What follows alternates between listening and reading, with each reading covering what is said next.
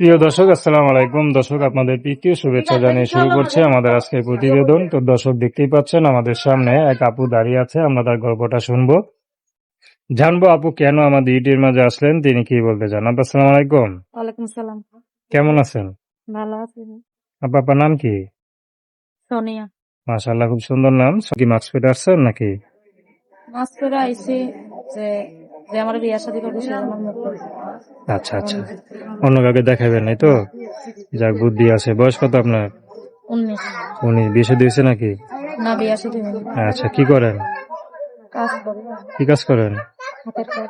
হাতের কাজ করেন, যাক ভালো। পরিবারে কে কে আছে? পরিবারে আম্মু আছে, আচ্ছা, আম্মু আছে, আর কে আছে? 2টা ভাই আছে। আচ্ছা, ভাই কি করে? ভাই ছোট ছোট। কিছু করে না। আচ্ছা, তো এখন ইউটিউবে আসলেন কি মনে করে আসলেন? আইছি বিয়া শাদীর জন্য, যে প্রতিবেদন আইছি যে আমার বিয়া শাদী করতে পারবে বর্তমানে, তার সাথে কথা বলবো, এরকম একটা মানুষ। আচ্ছা আচ্ছা, তো বিষয়ে আপনার ঘর টর আসে না যে ইউটিউবে আসতে হইলো? বিয়ের ঘর আসে না যে ইউটিউবে আসতে হইলো? ইউটিউবে আসতে হইলো বিয়ার জন্যই তো আইছি, তো এমনি তো কথা বলার জন্য না। সবার সাথেই তো কথা বলবো, এখন যে আমার বিয়া শাদী করতে পারবে আমি তার সাথে কথা বলবো। আচ্ছা, তো আপনার কোনো পছন্দ আছে? ব্যক্তিগত কোনো এরকম পছন্দ, যেরকম ছেলে হইলে ভালো হয় বা নিজের পছন্দ জীবনটা সুন্দর হয়, আর থাকে না?